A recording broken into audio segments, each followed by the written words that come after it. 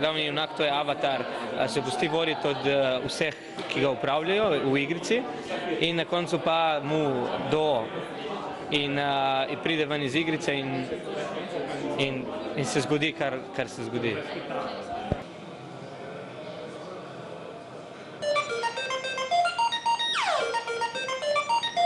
Navdih za film sta dobila v bistvu tista dva, ki jo danes ni, potem pa, ker smo v bistvu lahko izvedli samo eno idejo, smo se enkrat sedli skupaj, pobrainstormali in pol je nastalo to, kar je nastalo. No.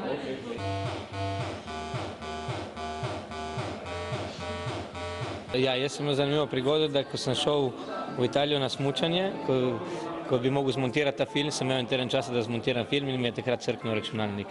Tako da sem potem iz Italije pošiljal material v Slovenijo in so se tle nekako trudili, potem pa smo obupali in smo čez eno leto šele zmontirali film do konca. Imate mogoče kakšno sporočilo za mlade ustvarjalce, ki pač so na vajni poti?